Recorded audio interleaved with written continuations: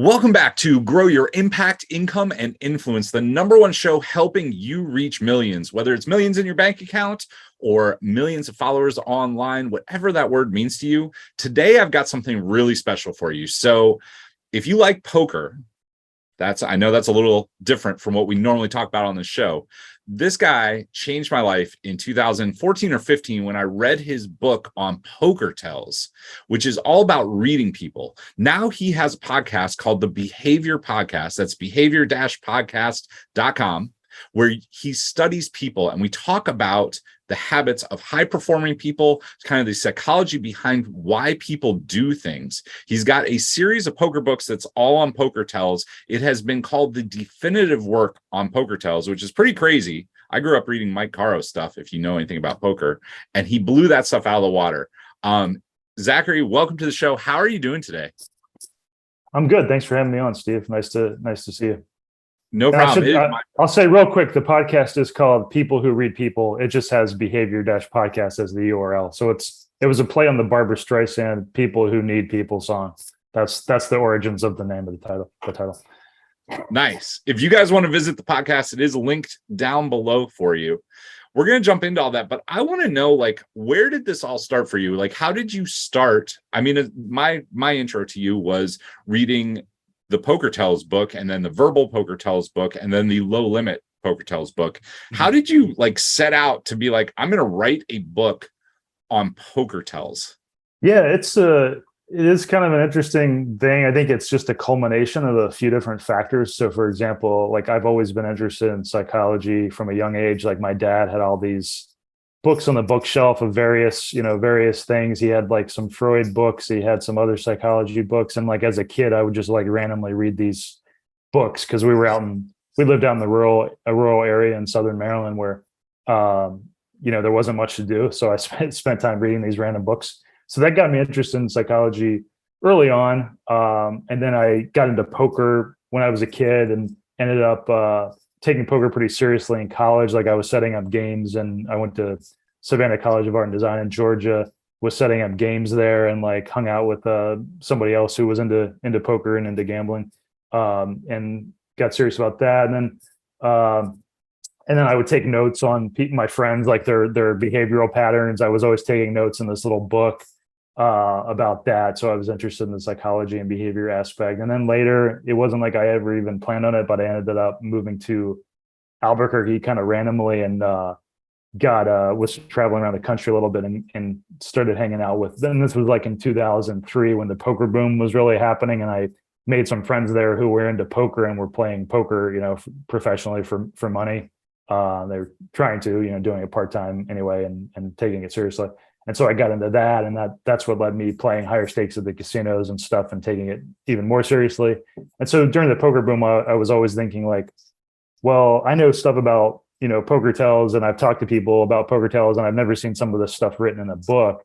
And so I was always thinking, well, somebody, obviously somebody more well-known than I am is going to write something. There's all these well-known poker players. And I played poker for a living for 4 years in that range. It was 2003 to 2007, and then just on the side since. But it was during those years that I was really surprised that there wasn't a better book on poker tells out there. Caro, like you mentioned, Mike Caro's books were considered classics, but they were also known to be, kind of simplistic and focusing on beginner level stuff, and also, a lot of stuff on 5-card draw, which nobody really played much anymore. So then I had that inkling back then, and I was taking notes on a lot of stuff and thinking about it. But I always figured somebody else would beat me to writing a better book. But then flash forward to 2010, and I still was well, nobody's written a better book, so maybe I'll just write it, So it wasn't I thought I was a genius. I think there's some factors, I've always been interested in writing. For example, I went to school for video and film, but I've always been interested in the writing and the scripting of stuff, and thinking about writing and writing short stories when I was young.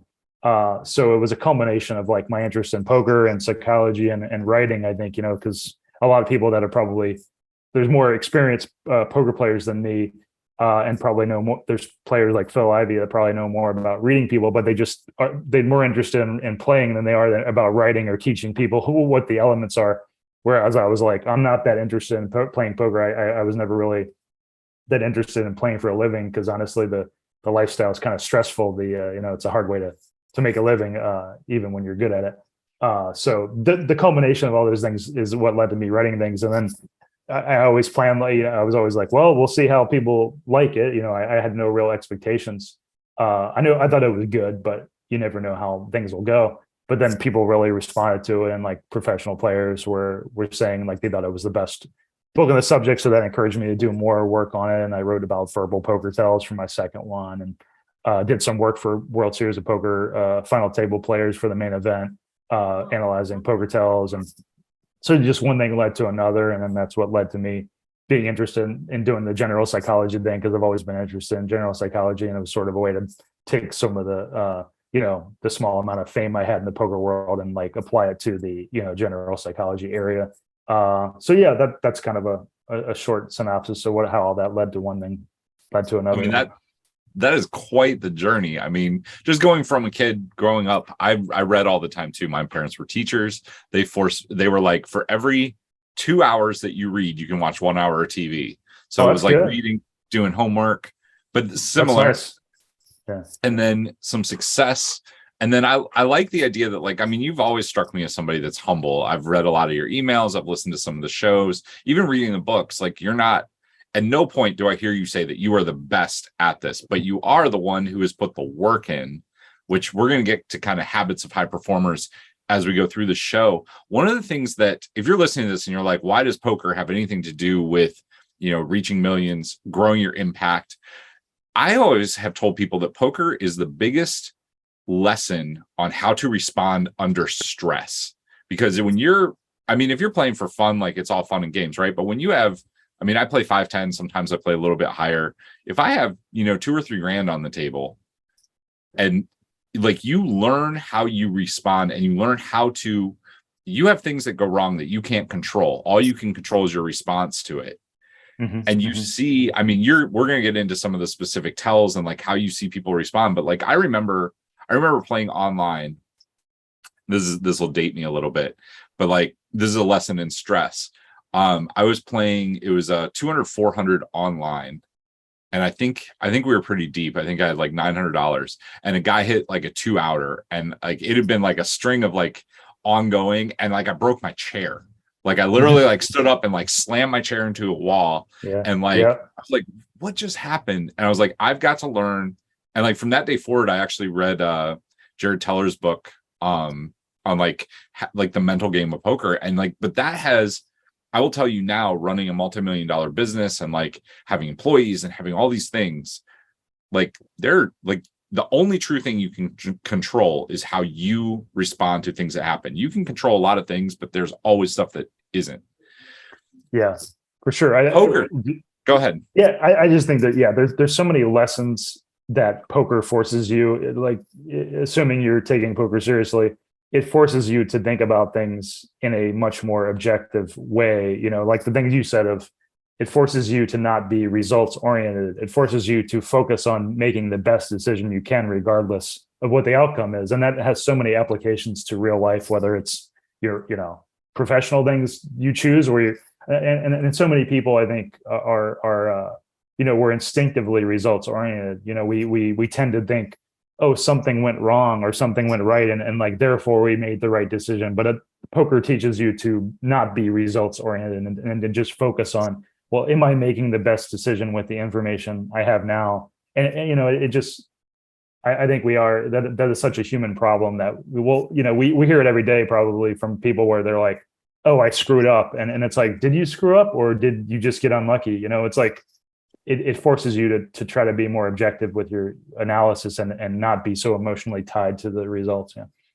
Well, I think that's not emotionally tied to the results, but not emotionally tied to the decision, right? Mm-hmm. Like, how many people do you know, like, poker or not poker, that make an emotional decision that they know is the wrong decision, and then they go down this rabbit hole, and then it's like a downward spiral, right? It's like, oh, I made the wrong decision because I'm emotional. Now this bad thing happened. Now I'm super emotional, and I'm going to keep making really bad decisions till I hit the bottom. And it's like, right. What? Yeah, you can even tie that to, mental health stuff, because I feel like a lot of mental health stuff is like beating yourself up for, it's almost like a downward spiral, like you mentioned, of like beating yourself up for something that went wrong.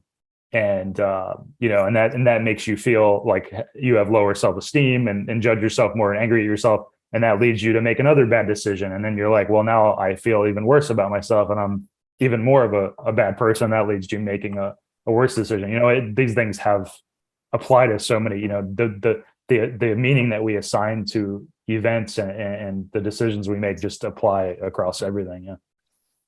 Well, let's talk a little bit about, because I want to know, like, you've spent a lot of time studying people, both at the poker table and off. I know, like, I'll sit down on a poker table and I can watch people, like, as their night progresses, if something bad happens to them, if something good happens to them, like, I can tell when they're getting ready to, like, go on tilt. And that's the biggest thing, like, I look for, right? You look for the guy that, like, loses a small pot because he shouldn't have, and he just goes through the roof. And, like, you can tell right away. I mean, we did, I guess I can give a real brief hand history. Like, the guy, we were playing 510 Bellagio last week. I was in Vegas for an event. I sat down to play. The guy, you watched him, and, like, he would bet flop no matter what. And then, like, somebody would either raise or call, and then he would shut down. And he just got more and more frustrated. So, like, the hand, doesn't matter what I had, but I had ace 4. The hand came down. It was queen 7-9. He bet, I called.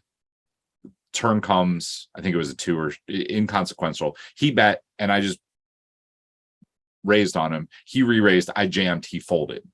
Like, the response, because I knew he was just getting more and more frustrated. And I guess he could have had something, right? But it's like, you see, you're based on patterns. Yeah. Yeah. Like, you see people do these things. If you just listened to all that and had no idea, the guy basically made a decision based on stress. So my question is, how do you see people that respond better under stress? Do they have self-coping mechanisms? Are they just learn to be objective? Like, what are your thoughts on that? Yeah, it's a good question. I think, because it is so debatable about what makes someone better at handling stress. Like, there's research into anxiety that shows some of the, kind of biological seeming mechanisms, so for example, like, I've always thought I'm pretty bad fundamentally at handling stress. Like, I've always had anxiety issues. Like, I actually dropped out of my first college I went to due to basically, a so-called nervous breakdown, high anxiety situation. So I've always thought that I was kind of fundamentally wired badly in that respect. But then again, you could get into, environmental factors too. But I would say, like, I think that, it kind of gets into what they call the growth mindset kind of stuff of, like, are you willing to be uncomfortable, and are you willing to interpret your failures as leading to something better? So much of it comes down to, like, I may be uncomfortable or wrong or even outright miserable in the moment, but am I able to see that in a narrative of, like, I'm getting better at this thing and I'm going to learn from these things. So I think the people that are better able to perform under pressure, it's a lot of it is just experience, like being willing to put yourself in those spots and keep getting better at it, and being willing to live with that discomfort and that anxiety, because you will get better. I mean, even though I'm someone who had anxiety problems and depression problems at a young age, like, I think poker helped me deal with that stuff. It kept putting me in those situations. I mean, to some extent, I still have some of that. So that gets into the realm of, like, how much of it is wired for me or something. But I do think, like, no matter what, taking the frame of, like, viewing it as you're improving, viewing it as you're going to learn something, and just keep getting that experience, having those experiences, all that stuff will help people perform better under pressure. And, like we said, not being results oriented, and acknowledging that you can make a really good decision and it could still fail, and you just have to be okay with that. Like, that's what life is, really. It's like, things just happen. You can die at a young age randomly, like, there's no telling. Life is definitely not fair, and nothing's fair. So, and being willing to accept that about life and about any venture, because we're all making, I think that's the thing. It's like, poker's interesting because people tend to think, like, gambling is something we do in the casinos. It's like, no, we're gambling every day with all the decisions we make. We're making decisions about, our interpersonal relationships. We're making decisions like, do I take this job in another city? Do I try to get this specific career or job? It's like, these are all, just gambling in the sense that we're making choices that have theoretically big outcomes, and we could fail at them, or, we could be successful at them. And some of it's random chance involved, So, yeah, I don't know if that answered all your question there, but. Yeah, no, that's great. The next question I have kind of plays off of that. Away from the poker table, I have noticed, like, in interpersonal relationships, I'm social. I do a lot of networking. My business I'm at a lot of events. I speak on a lot of stages, but I can see people that have the same tells that they have at the table when somebody's uncomfortable, or when they're, for lack of a better word, like faking something. Or maybe just they're uncomfortable, or they're getting frustrated. And I know that something, like, they're going to act in something that is not their best interest. My question is, do you think that we can learn our own tells? Like, do you think that we can learn, like, our own behavior patterns to where we are making subpar decisions, or we're being emotional? And do you think we can unwind that? Yeah, for sure. I think, whether it's just bad decision making, or like our behavioral tells, I think, one thing I say in the first Poker Tells book is, a big part of learning to read other people is focusing on yourself first, and realizing, what you're doing and what your patterns are. So, for example, in poker, that would be, think about what you're doing when you make a big bet with a strong hand versus when you make a big bet with a bluff. That you're going to have some differences in how you feel, and, like, focus on how that presents, and just being more mindful in that way, and being willing to examine how you feel and what you're actually doing.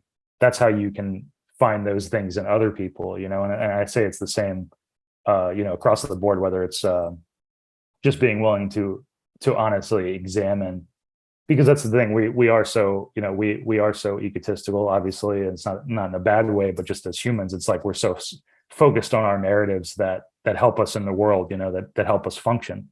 And so it's understandable that we don't want to examine some of those narratives, because some of those narratives just help us function, but really, I think the more people are willing to self-examine and see their patterns, and just be willing to look at themselves from the outside. I mean, that's really hard to do. I think it's why, succeeding at poker or succeeding at other competitive things are so hard, because it just takes so much willingness to self-examine. But that's really what success is about, I think. Yeah.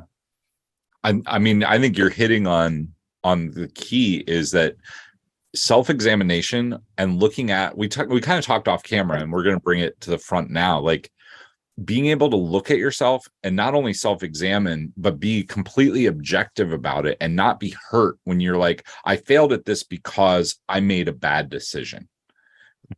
That's like that's the key to winning in poker, but it's also the key to winning in life. It's like, how do you get better? You look at something and go ahead. Yeah.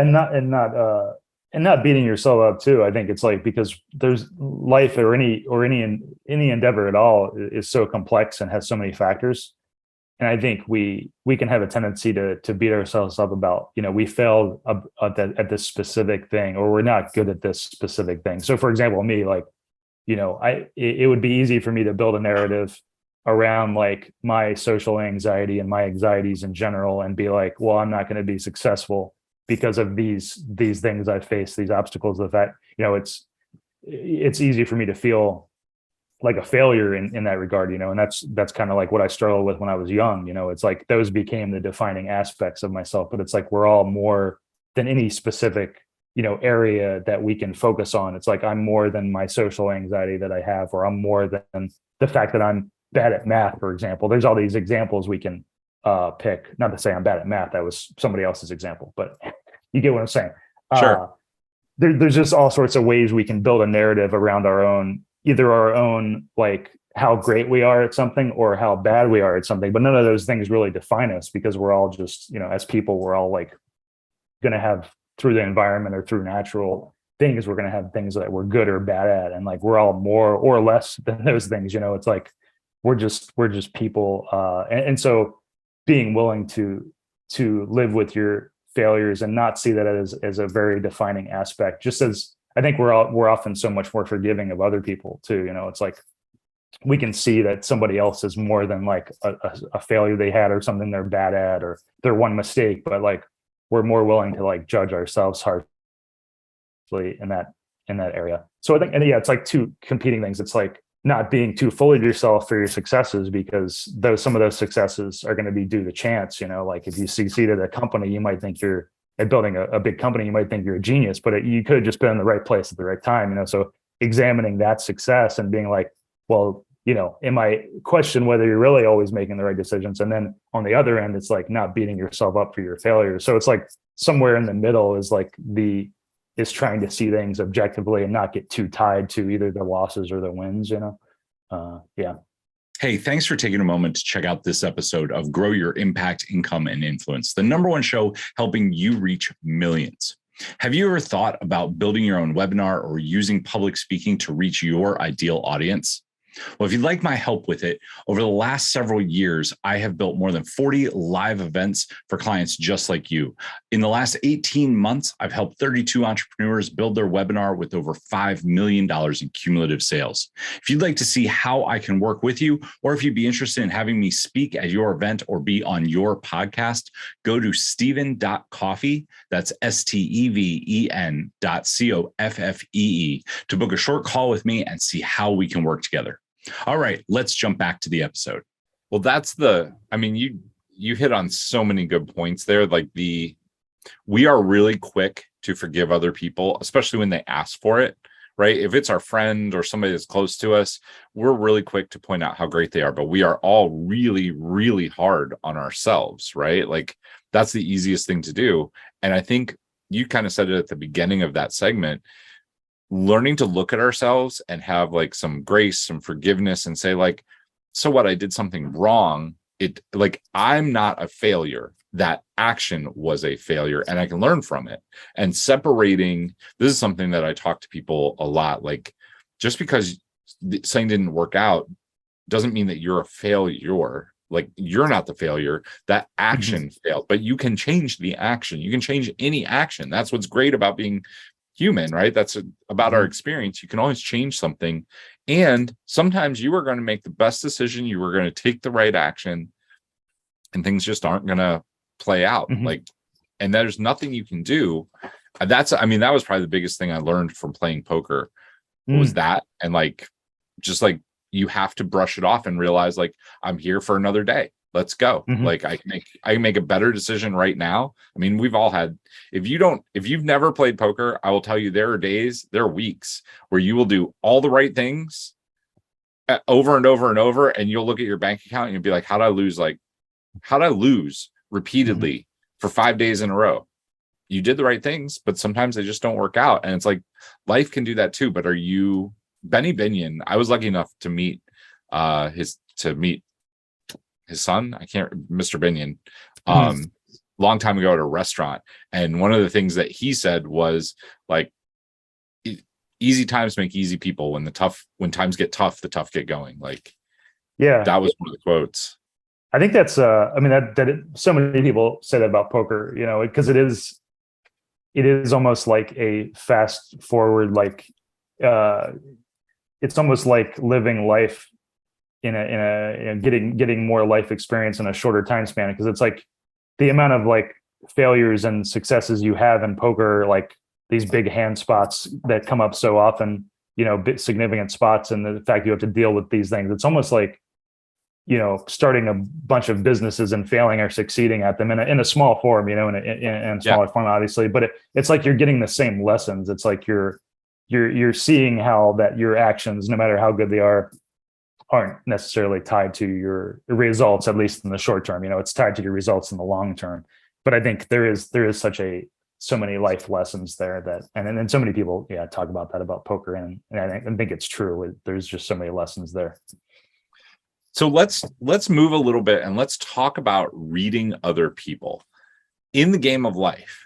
being able to read other people, I mean, how do you see that outside of poker as like leading to success or leading to failure? And what are we're going to get into tactics. I want to start with like kind of the theory, and then I want to hear like some of the most reliable ways to read people and like how that plays out in like a world sense. Yeah. So, people ask me that a lot about real world stuff. And I'm actually I'm pretty skeptical. And it's funny you ask, because this podcast I'm just working on right now is an interview with Tim Levine, who wrote a book about deception. You know, his theories, he's a psychology researcher, and he has theories about deception detection and how about a lot of the behavior information we tend to think of about that's accurate for detecting deception is just straight up bullshit. You know, like a lot of the research shows that it's really hard to detect deception and these kinds of things. So with that in mind, like I tend to it's not very often that I feel like I'm getting much more information than other people in real world situations. Like, I do think the thing I will say is like, I think verbal stuff, statement analysis is so much more meaningful and reliable than is nonverbal stuff. So I tend to tell people, if you're interested in reading people in the real world for like interviews or whatever, speeches or interpersonal stuff, you should read books like Mark McClish's I Know You Are Lying. And it's about analyzing what people are saying, like the actual content, and like, because there's definitely like things you can learn there that apply to real life.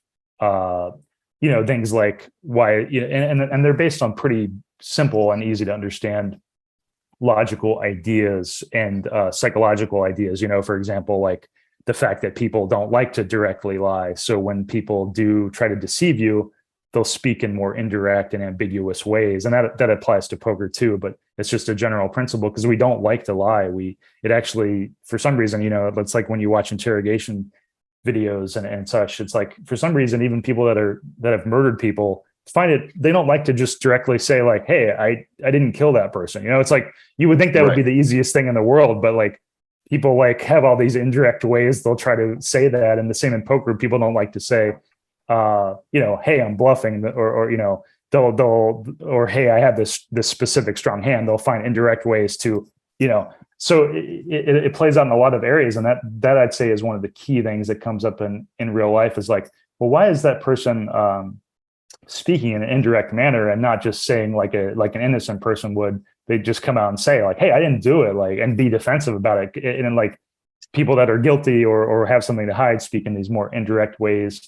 And they'll tend to be, the other big pattern is they'll tend to be more conciliatory. Like they'll be more, if they have something to hide or are guilty in some way, including bluffing in poker, they'll be more conciliatory in the sense that they don't want to trigger the other person's anger or irritation. So they'll act in ways that are more like obliging. And so this plays out in like interrogation scenarios, for example, is somebody who's guilty, if the interrogator basically accuses them indirectly or directly, they'll be like, an innocent person would be like, hey, I didn't do that. Why are you doing this to me? But a guilty person's, more likely to be like, just really calm and be like, well, I can see why you think that, but let me walk you through why, it's like they're just more obliging and more nice and not as defensive. And that plays out in poker too, where like bluffers are unlikely to like even just get small facial expressions of irritation, like a brief irritation, or like for a brow in spots where they're bluffing because they don't want to trigger like examination from their opponent. So it plays, those kinds of patterns play out a lot in real world scenarios. And I'd say the thing I'm probably the thing that comes up a lot, I'd say, in real world scenarios is just realizing like, why did they say something indirectly when they could have just told me something directly? Why did they do that? And digging into that and asking and being more skeptical, it just raises more. It doesn't mean that they're necessarily hiding something. It just means like, hey, maybe I should ask some more questions here. That comes up a lot. And I would say for people interested in that stuff, read Mark McClish's book, I Know You Are Lying. And actually that was the foundation, the inspiration for me writing my Verbal Poker Tells book, because I was like, oh, there's some of this stuff in poker, like the things people say have a lot of meaning, and much more meaning than nonverbal stuff, because when we try to communicate, poker is such a competitive and deceptive atmosphere that a lot of times when people try to deceive, not even trying that hard to deceive, but there's these little things where their attempts at deception can leak information, you know, like if they're trying to get you to think about something else, you know, the way they phrase the words can be very meaningful, and in the same way in like interviews and interrogations. Now, it doesn't mean that that's necessarily obviously always the case, but it's more like, especially if you're in like a borderline spot in poker, which comes up a lot, you might go one way or the other. But yeah, I think there's a lot to learn. I think the main mistake people make who are interested in reading people better is focusing on the nonverbal physical stuff and not focusing as much on the actual content of what people say.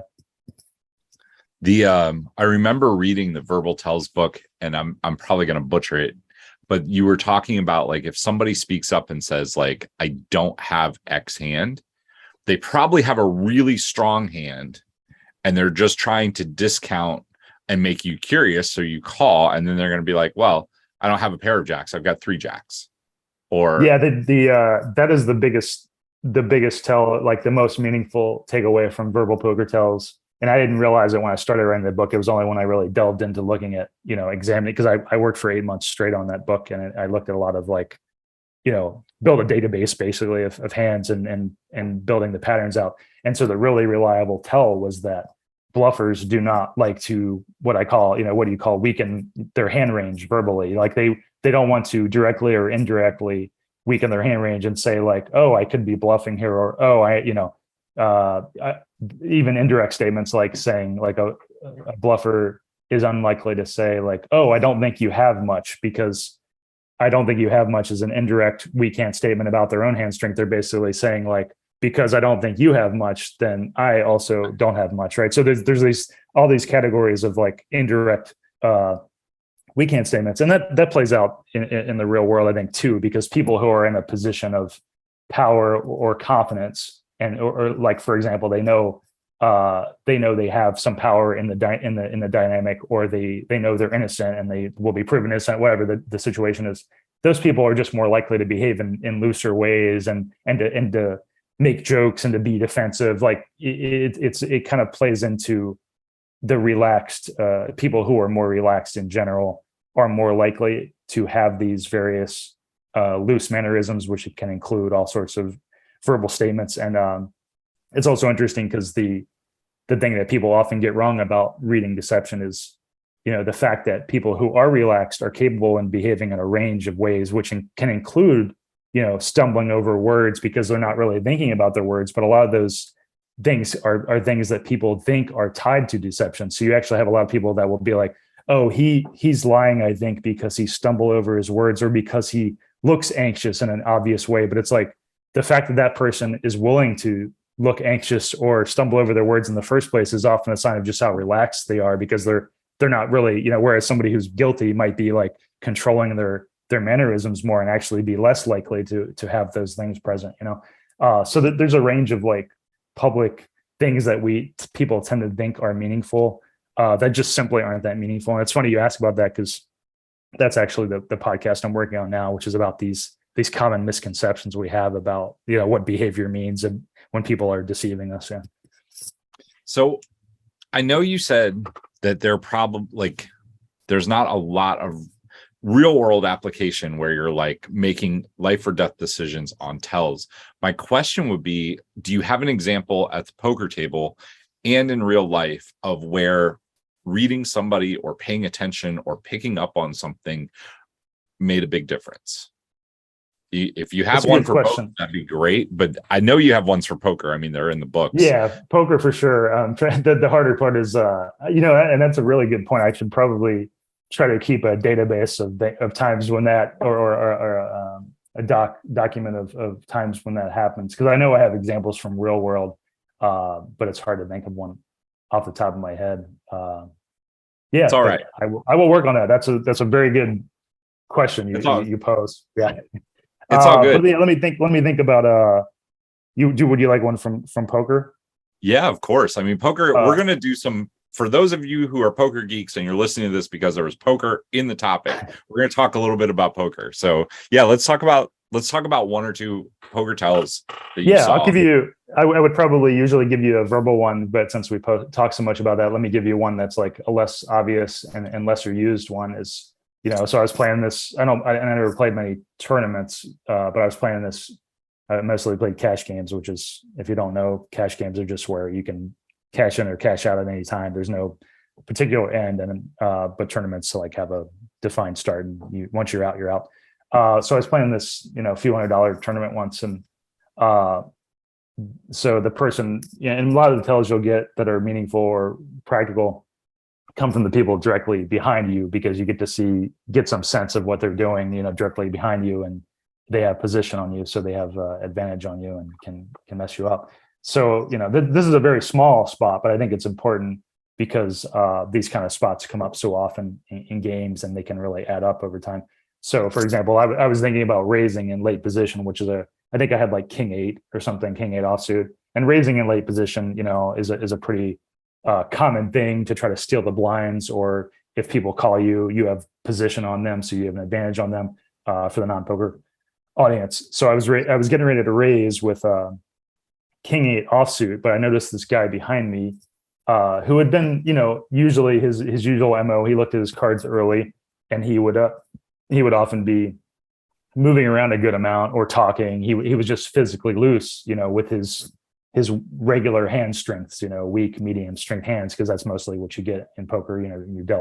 You're rarely dealt strong hands like aces, kings, queens, or ace king or whatever. So then I was getting ready to raise, and I noticed behind me this guy was just sitting like really stoically still, just like super still. And that's, when somebody's varying like that, because mostly you get the weak and medium strength hands, and so when somebody shows a big difference like that, that's usually pretty meaningful, and that can show up in a lot of different ways, from like big bet situations to this spot, which was really early in the hand.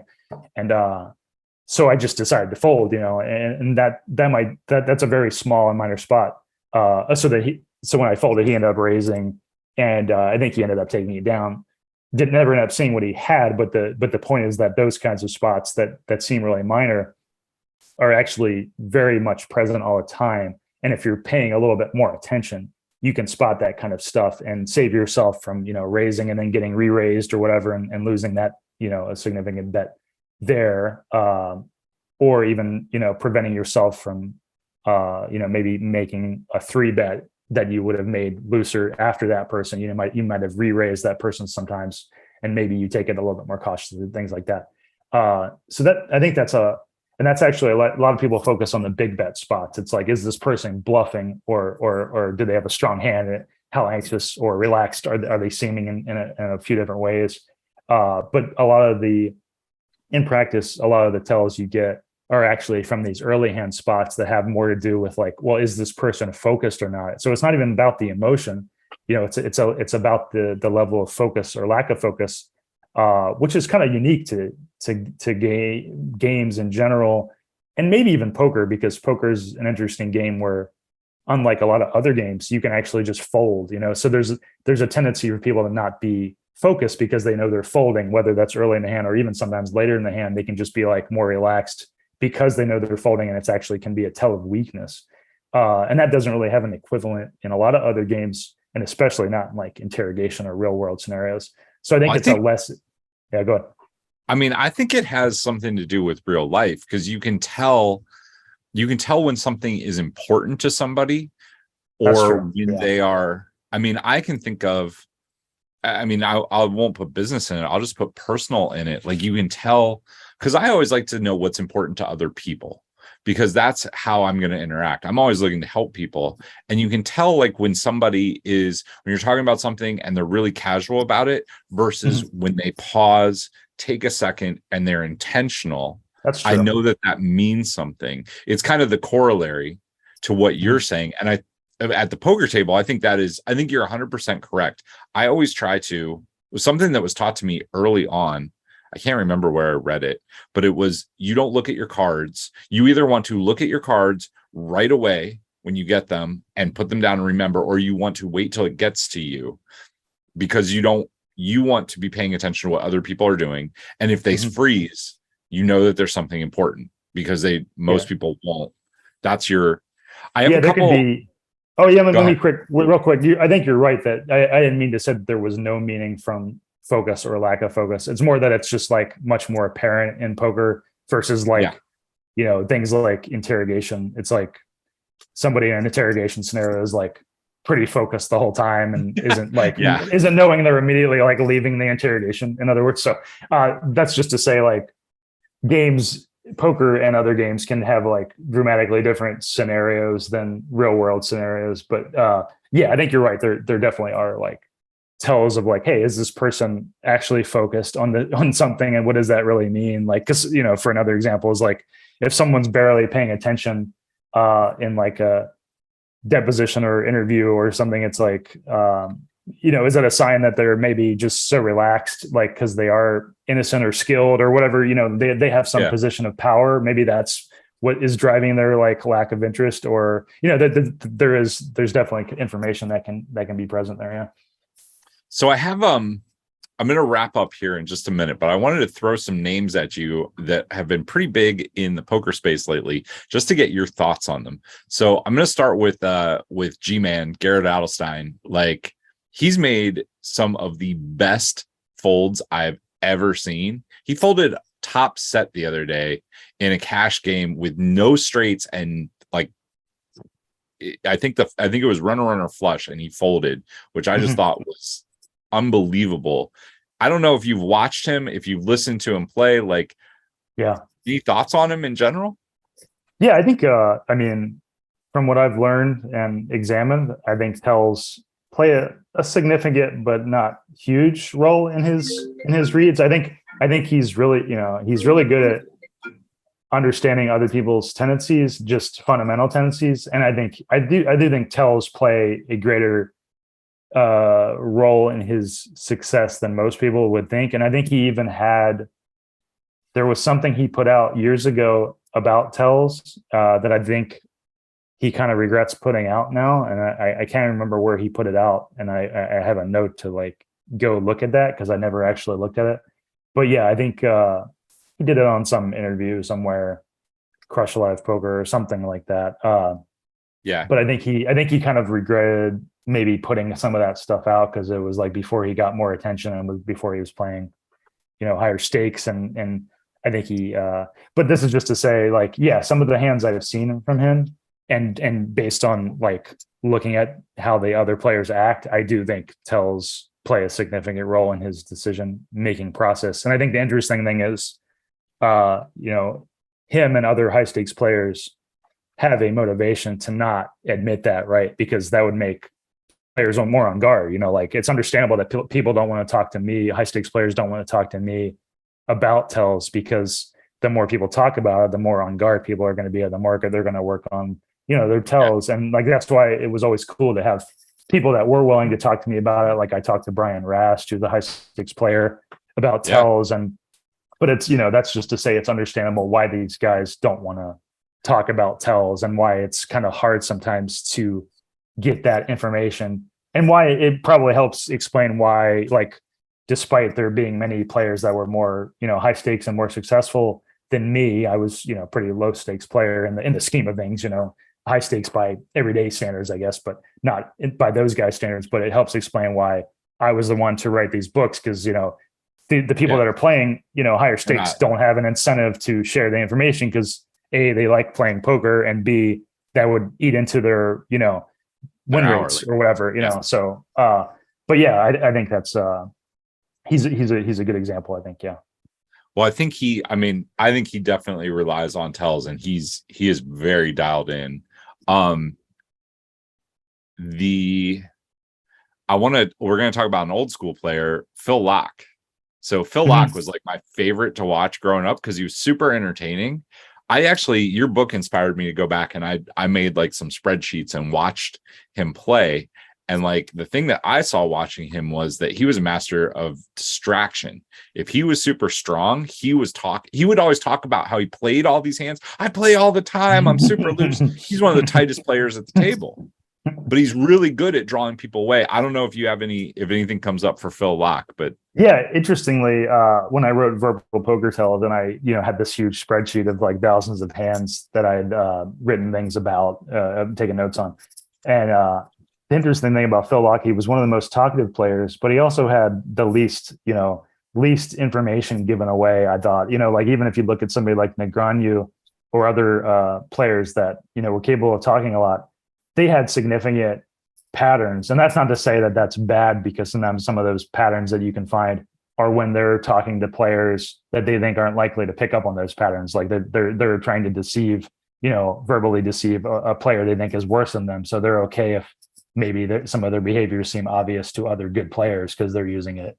But the interesting thing about Phil Locke is he was able to talk about a lot of different things, but it never seemed like he was giving information away. And that struck me as pretty cool, because he fostered a really fun atmosphere, which I think is good. That's one of the things I talk about in Verbal Poker Tells. It's like you can talk and have a fun atmosphere as long as you're aware of like how you're likely to give information away. And that's what a lot of people found helpful about my book. It's like, if you know the areas where you're likely to leak information, that allows you to just talk more loosely because you're not as afraid of giving away that information. I think he was very instinctually good at that, because I think he had an instinctive understanding of like the psychological and tells aspects of like reading people's stuff. And he was so verbally intelligent. I felt like that he kind of instinctually understood that.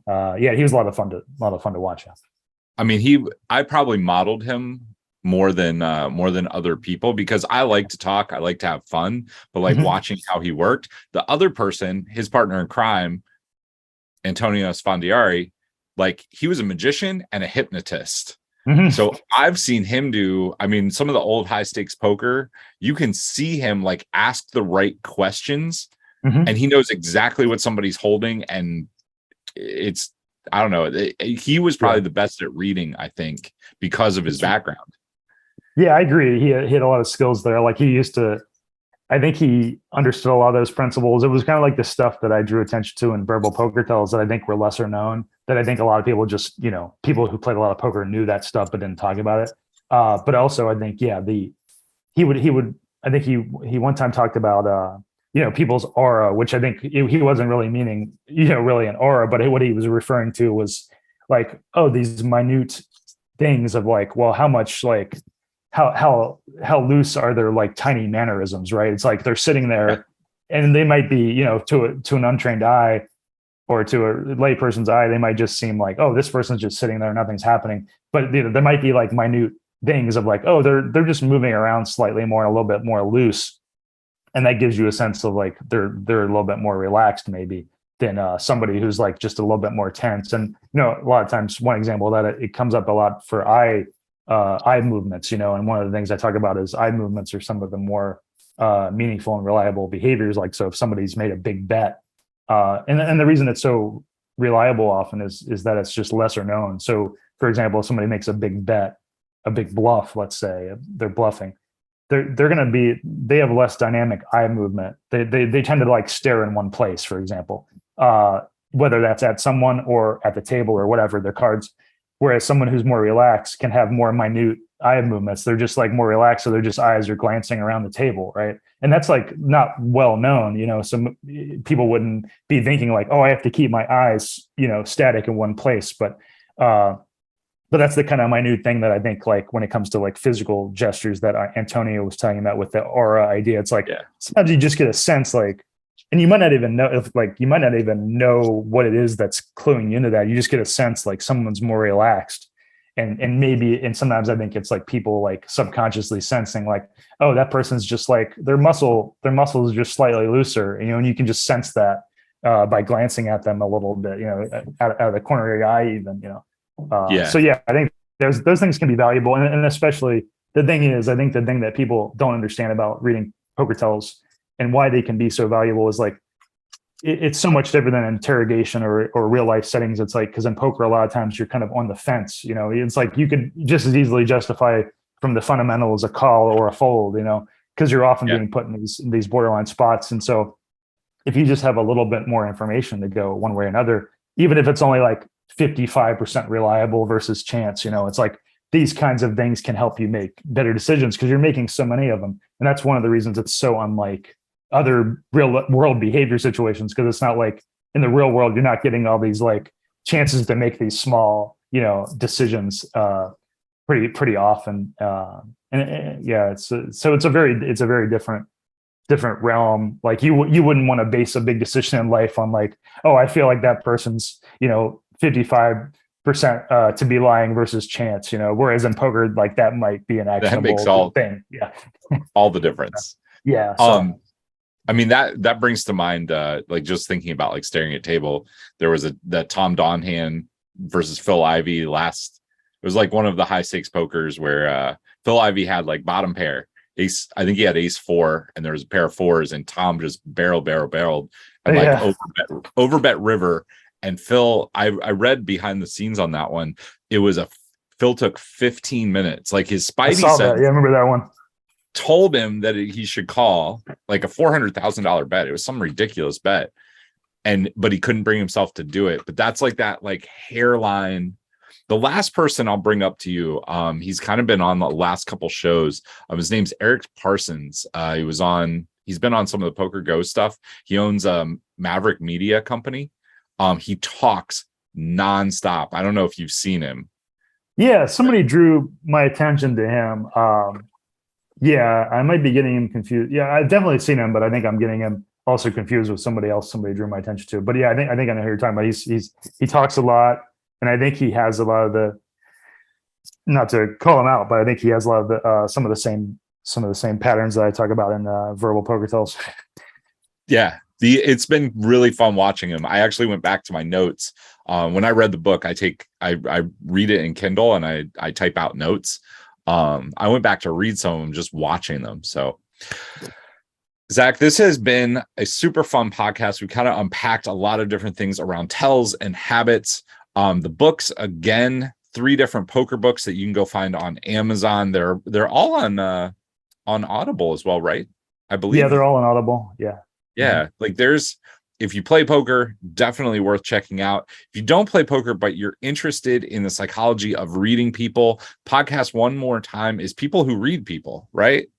That's it. Yeah. It's a behavior dash podcast. Yeah. And I've also, I sometimes tackle like political polarization related topics on that because I think it's the psychology behind that I think is important for people to understand. And I think it's such an important topic in general. And I'm actually, for people interested in that, I wanted to throw that out there because I'm actually working on a book about healing American divides and depolarization because I think, I just thought I've interviewed a lot of people about that subject, and I figure I just like try my best to, say I tried to help the situation, we could probably spend another hour talking about that. I think it is the biggest thing is to become depolarized and to just realize we're all just humans trying to get along and trying to figure this thing out. Yeah. And I think throw one important point in there. I think that the obstacle people have to thinking about depolarization or taking polarization seriously is like, all of us tend to think, well, the other group is so much worse. Why should we have to think about polarization on both sides?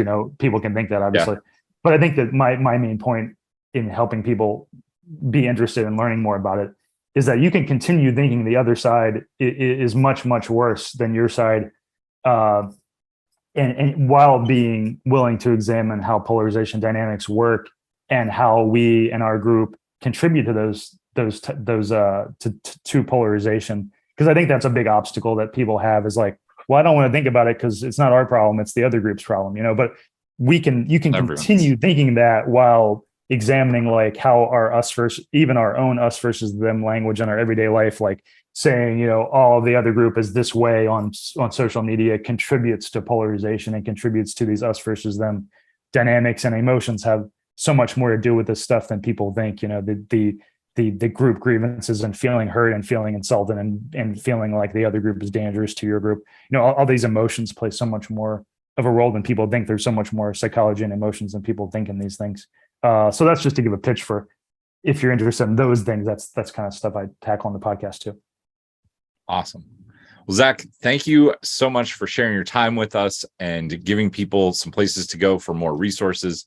You've been a great guest. I really appreciate the books. I appreciate all that you've done for the poker community, but you've also just been a great guest and shared a ton of information with us. Thanks, Steve. It was a great conversation and great questions, and thanks for having me on. No worries. Tell everybody else out there, until next time, take action, change lives, make money, and learn how to play poker. We'll talk to you soon. All right. Are you looking to scale your business but trying to figure out how to get your message across? Well, go to storyselling.how to grab my free course that will show you how to discover everything that you need to build your business through stories. These stories work whether it's in social media, email, or public speaking. There are 5 core stories that you'll learn. You'll be able to use all of them by the time you're done with this course. Again, that is storyselling.how. If you enjoyed today's episode, make sure to tune in next time.